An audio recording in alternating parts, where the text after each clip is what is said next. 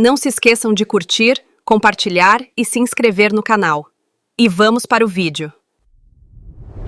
A gente vai mergulhar na história de uma figura cuja influência é tão, mas tão grande que é até difícil de dimensionar. Estou falando de Aristóteles.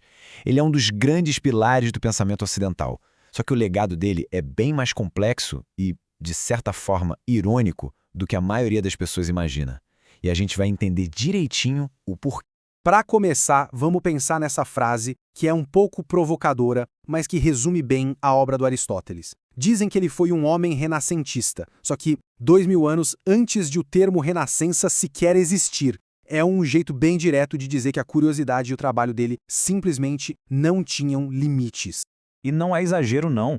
A variedade dos estudos dele é de cair o queixo. De biologia à política, de física à ética. Ele não só estudou esses campos, como, em muitos casos, ele praticamente os criou. O trabalho dele representa a primeira forma sistemática, organizada, de filosofia ocidental. É por isso que muitos o consideram o primeiro cientista de verdade da história.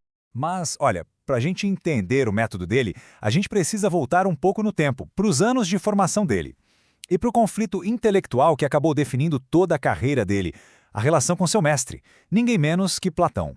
Imagina só, Aristóteles passou 20 anos na Academia de Platão, que era na época o maior centro de estudos do mundo. Ele era o aluno estrela, sabe? Mas quando Platão morreu, Aristóteles não foi escolhido para ser o sucessor. E o motivo? Bom, uma divergência filosófica fundamental já estava crescendo entre os dois. E é aqui que a história muda. Para Platão, a verdade vinha da razão pura, de um mundo de ideias perfeitas que só a nossa mente conseguiria alcançar.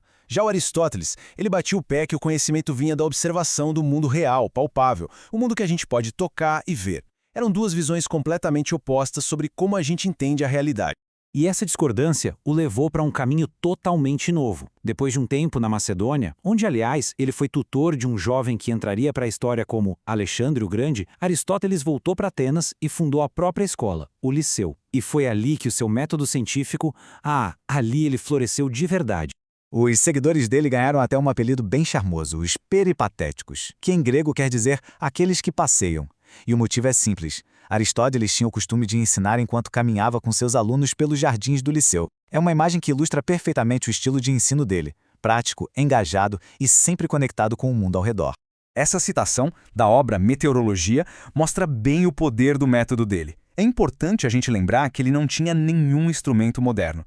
Foi só com observação atenta que ele descreveu o ciclo da água com uma precisão impressionante.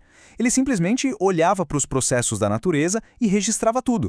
Ele foi também um pioneiro da biologia. Foi ele quem criou o primeiro sistema para classificar os animais. Ele os agrupava por características que podia observar, como o lugar onde viviam ou se tinham sangue vermelho ou não. Esse sistema, que basicamente distingue vertebrados de invertebrados, era tão bom que continuou sendo usado por mais de 1000 anos. Mas a história do Aristóteles tem uma virada bem irônica. O maior defensor da observação acabou se transformando, séculos depois, numa barreira para a própria ciência que ele ajudou a criar. Vamos entender como é que uma coisa dessas pôde acontecer. Bom, depois da morte do Alexandre, o clima político em Atenas ficou pesado. Aristóteles foi acusado de impiedade. Para não ter o mesmo fim que Sócrates, ele fugiu e acabou morrendo no exílio.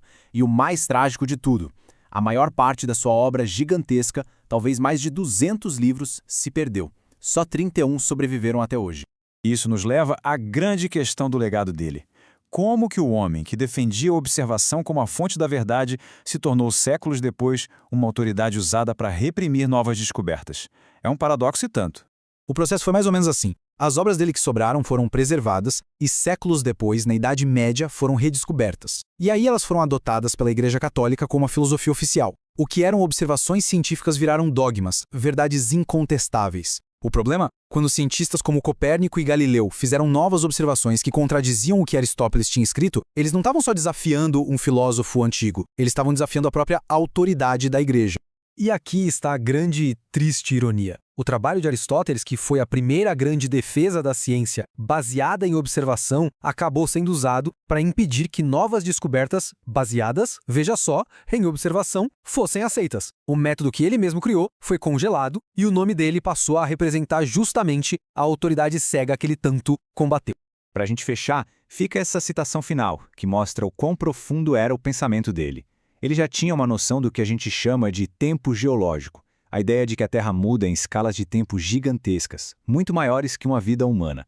É uma visão incrivelmente moderna que contrasta de um jeito muito irônico com a forma como o próprio legado dele ficou fossilizado por séculos, esperando para ser redescoberto não como uma verdade final, mas como ponto de partida de uma grande aventura, a ciência.